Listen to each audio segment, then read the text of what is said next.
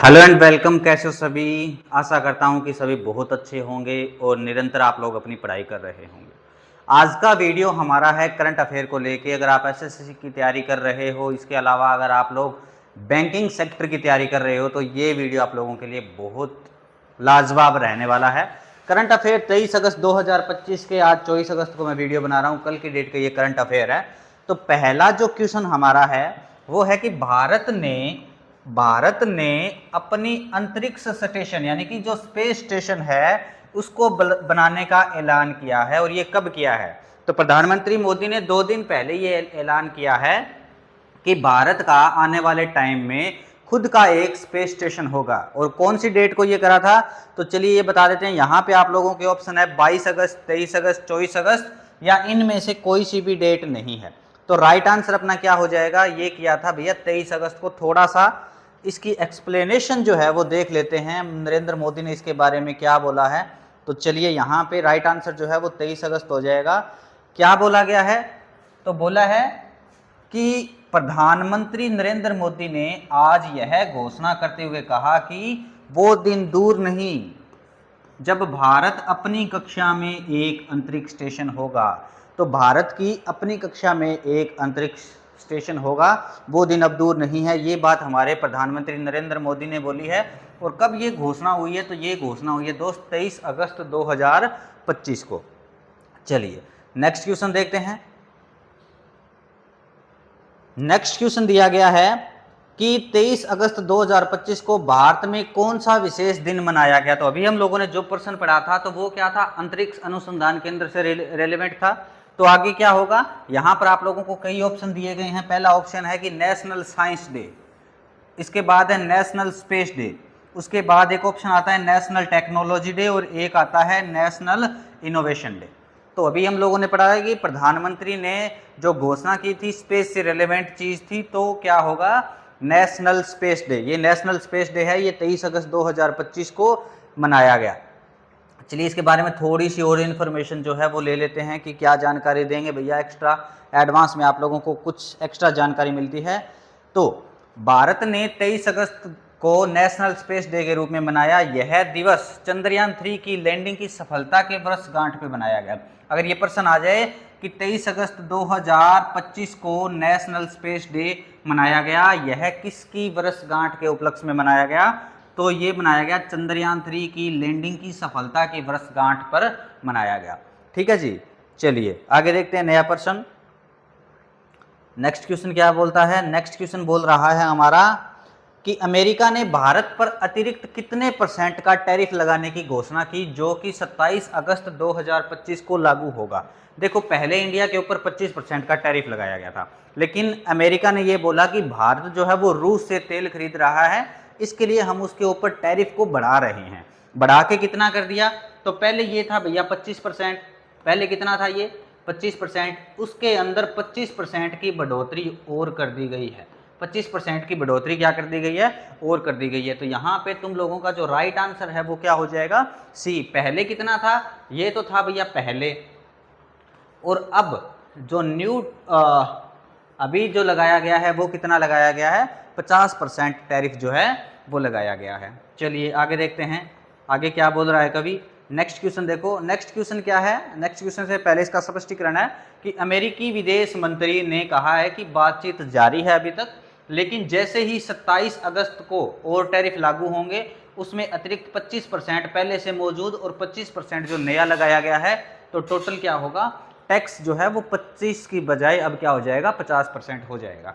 चलिए आगे बढ़ते हैं। नेक्स्ट क्वेश्चन दे रखा है, कर्नाटक सरकार ने 23 अगस्त से 12 सितंबर तक मोबाइल ई चालान जुर्मानों पर कितनी छूट की घोषणा की है? मोबाइल ई चालान का मतलब क्या है? एक आप फिजिकली करवाते हो और आप एक क्या करते हो? चालान को ऑनलाइन जमा करते हो। तो कितना डिस्काउंट है? तो अगर आप लोगों का चालान है और अगर आप ऑनलाइन को बढ़ावा देने के लिए ये किया गया है, तो यहाँ पर ऑप्शन 25%, 50%, 75% और 100% का ऑप्शन आप लोगों के लिए है। तो कितना होगा? तो ये कर दिया गया है भैया 50% तक आप लोगों को छूट मिल जाएगी। 50% का क्या मिल जाएगा? फायदा मिल जाएगा। चलिए आगे देखते हैं। नेक्स्ट क्वेश्चन क्या है? स्पष्टीकरण क्या है इसकी, कर्नाटक सरकार ने 23 अगस्त से 12 सितंबर तक मोबाइल ई चालान बकाया जुर्मानों पर 50% जुर्माना राहत देने की घोषणा की है। जो लोग नहीं भर रहे थे उनको अब क्या है, 50% का डिस्काउंट मिल रहा है, 50% आपको कम जो है वो चालान आप लोगों का भरना पड़ेगा। चलिए नेक्स्ट दिया है विमुक्त जाति। विमुक्त जाति कौन सी होती है, वो जातियां जो खत्म होने के कगार पे है। तो विमुक्त जाति दिवस समारोह में मुख्य अतिथि कौन होंगे, जो 31 अगस्त को लखनऊ में होंगे। अब लखनऊ की बात आई है तो सही बात है, अभी लखनऊ का कौन है, लखनऊ के हमारे योगी आदित्यनाथ जो मुख्यमंत्री हैं वो है। तो यहाँ पे राइट आंसर आपका क्या हो जाएगा, सी। सी यहाँ पे क्या हो जाएगा तुम्हारा राइट आंसर हो जाएगा कि मुख्यमंत्री योगी आदित्यनाथ जो हैं वो विमुक्त जाति, क्या दे रखा है, विमुक्त जाति दिवस समारोह में मुख्य अतिथि होंगे। चलिए इसके बारे में थोड़ी सी इंफॉर्मेशन पढ़ लेते हैं। योगी आदित्यनाथ जी का नाम यहाँ पे आया है। तो उत्तर प्रदेश के मुख्यमंत्री हैं योगी आदित्यनाथ। 31 अगस्त को लखनऊ में विमुक्त जाति दिवस समारोह में ये क्या होंगे, मुख्य अतिथि होंगे। चलिए आगे बढ़ते हैं। नेक्स्ट क्वेश्चन दे रखा है ET. ET world leaders forum 2025 में भारत के विदेश मंत्री ने किस पर जोर दिया। ईटी का मतलब क्या है बच्चा, इकोनॉमिक से जुड़ा हुआ है, यानी कि आर्थिक चीजों से ये बात जो है वो जुड़ी हुई है। तो इकोनॉमिक वर्ल्ड लीडर फोरम 2025 में भारत के विदेश मंत्री ने किस पर जोर दिया है। तो ये क्या है, व्यापार से मिला जुला प्रोग्राम है, व्यापार से जुड़ा हुआ प्रोग्राम है। तो ऊर्जा व्यापार में राष्ट्रीय हित की रक्षा के लिए दिया गया है। अब इसमें क्या होता है, ये 2 दिवसीय सम्मेलन था। क्या था ये, 2 दिवसीय सम्मेलन था, ये 2 दिन का। अब इसके अंदर क्या है कि बड़े बड़े जितने भी बड़े बड़े बिजनेसमैन है ना, बिजनेसमैन या जो बड़े बड़े नेता हैं, ठीक है, राजनेता, तो इन लोगों ने क्या किया था, इसके अंदर भाग लिया था राजनेताओं ने, ठीक है। और ये कहां पे हुआ था, तो ये नई दिल्ली के अंदर जो है ये मनाया गया था, नई दिल्ली में, ठीक है। तो चलिए इसके बारे में थोड़ा सा एक्स्ट्रा में एडवांस जो चीज़ हम लोग अपने वीडियो में पढ़ रहे हैं उसके बारे में चर्चा कर लेते हैं। क्या दे रखा है भैया, तो ये दिया है कि इकोनॉमिक्स टाइम, ईटी का मतलब क्या है, इकोनॉमिक टाइम द्वारा आयोजित एक 2 दिवसीय सम्मेलन है जो इस साल दिल्ली में हुआ। इसका उद्देश्य क्या था, भारत और दुनिया भर के नेताओं, नीति निर्माताओं और उद्योगपतियों को जोड़कर वैश्विक दृष्टिकोण विकसित करना था। इस बार की थीम क्या थी, तो ये थी the next global order, power, purpose and partnership, यानी कि भविष्य की वैश्विक व्यवस्था पर जोर, शक्ति, उद्देश्य और साझेदारी के माध्यम से। ये इसकी नई थीम थी, याद कर लेना, एग्जाम में पूछा जा सकता है।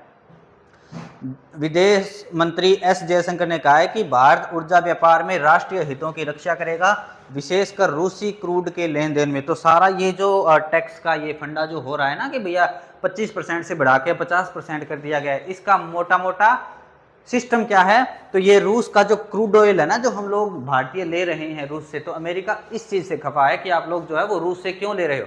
पर मुझे समझ नहीं आता भैया, रूस से अकेला भारत थोड़ी ले रहा है, रूस से तो सारी दुनिया ले रही है, ठीक है। तो ये जो टैरिफ बढ़ाया गया है ये भारत पे ही लागू क्यों किया गया है, कमेंट सेक्शन में आप लोग मुझे कमेंट करके बताओगे। आगे दिया है अर्बन दूसरी और पंचायती भारत को बढ़ावा देने वाला कौन सा नया ग्रामीण नेतृत्व कार्यक्रम शुरू किया है। चलिए तो यहां पर इसका राइट आंसर क्या हो जाएगा, अर्बन दूसरी और पंचायती भारत को बढ़ावा देने वाला कौन सा नया ग्रामीण, ठीक है।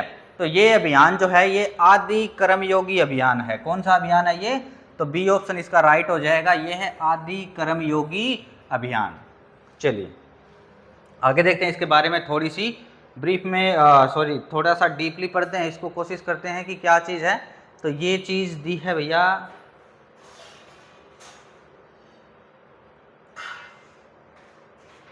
मिनिस्ट्री ऑफ ट्राइबल अफेयर द्वारा आदि कर्मयोगी अभियान नामक विश्व का सबसे बड़ा आदिवासी ग्रामीण नेतृत्व कार्यक्रम शुरू किया गया, जिसका उद्देश्य 20 लाख परिवर्तन नेताओं का निर्माण करना है। चलिए आगे देखते हैं, नेक्स्ट क्वेश्चन क्या है हमारा 8 नंबर प्रश्न। सुंदरबन टाइगर रिजर्व किस राज्य में स्थित है और यह भारत का कौन सा सबसे बड़ा टाइगर रिजर्व बन गया है। तो देखो यहाँ पर 4 ऑप्शन आप लोगों को दिए हैं और आंसर इसमें दे दिया आप लोगों को। एक तो क्या है, पश्चिमी बंगाल है जो दूसरा सबसे बड़ा है, इसके अलावा असम का है वो सबसे बड़ा है, तमिलनाडु का तीसरा सबसे बड़ा है और कर्नाटक का क्या है भैया, चौथा सबसे बड़ा है। तो इसका राइट आंसर क्या होगा, प्रश्न क्या है दोबारा पढ़ लो, सुंदरबन टाइगर रिजर्व किस राज्य में स्थित है? तो ये है हमारा पश्चिम बंगाल में, और ये क्या है, दूसरा सबसे बड़ा रिजर्व है टाइगर के लिए। चलिए यहाँ पे थोड़ी सी एक्सप्लेनेशन इसकी पढ़ लेते हैं। तो national board of wild life ने सुंदरबन टाइगर रिजर्व का क्षेत्र बढ़ाकर इसे भारत का दूसरा सबसे बड़ा टाइगर रिजर्व बढ़ा दिया, यानी कि इसका क्या है, जो ग्राउंड का एरिया है उसका जो क्षेत्रफल है उसको बढ़ाया गया है, और अब ये भारत का दूसरा सबसे बड़ा टाइगर रिजर्व बना दिया गया है। चलिए नेक्स्ट क्वेश्चन है कि भारतीय संविधान में कौन सा नया संशोधन यानी कि विधेयक बिल 20 अगस्त 2025 को प्रस्तुत किया गया, जो 30 दिनों की गिरफ्तारी पर मंत्रियों को हटाने की व्यवस्था करता है। चीज़ क्या है कि अगर किसी मंत्री को सजा हो जाती है, उस कंडीशन में अगर कोई मंत्री जेल चला गया तो क्या होगा, 30 दिन के अंदर अंदर मंत्री को क्या करना पड़ेगा, इस्तीफा देना पड़ेगा, और ये प्रधानमंत्री से लेकर जितने भी पद हैं उन सभी पदों पे ये लागू होगा। तो ये कौन सा संविधान संशोधन था, और इसका नाम भी यही रखा गया था। ठीक है, तो ये संविधान संशोधन था भैया 130वां संशोधन, और इसी पे 130वें संशोधन पे बहुत तगड़ी बहस हुई थी। यहाँ पर कई नियम बने थे, ऑनलाइन गेमिंग को लेके भी बना था, इसके अलावा ये गिरफ्तारी वाला भी बना था। ठीक है, तो आप लोग मुझे कमेंट कर करके बताओगे कि इस संविधान संशोधन में क्या क्या परिवर्तन हुए थे। चलिए थोड़ा सा पढ़ लेते हैं।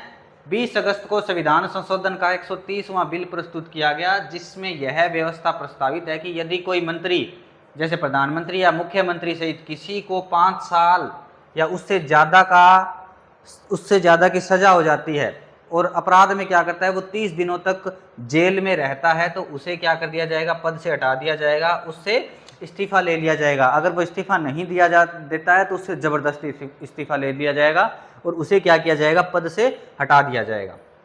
चलिए नेक्स्ट देखते हैं, परियोजना 75 प्रोजेक्ट यानी कि परियोजना 75 या प्रोजेक्ट 75 के अंतर्गत कौन से देश के साथ बातचीत यानी नेगोशिएशन शुरू करने की मंजूरी 23 अगस्त को मिली। किस देश के साथ बातचीत करने की मंजूरी मिली है भैया?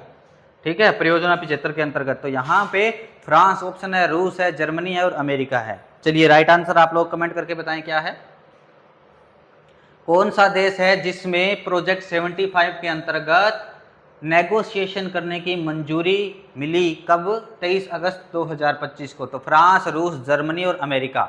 तो यहाँ पे तुम लोगों का जो राइट आंसर हो जाएगा वो क्या हो जाएगा भाई, जर्मनी। क्या है कि भारत की रक्षा मंत्री और मंझगांव डॉक शिप बिल्डर्स को जर्मनी के साथ प्रोजेक्ट 75 के लिए उपनियों पर बातचीत शुरू करने की मंजूरी मिली है।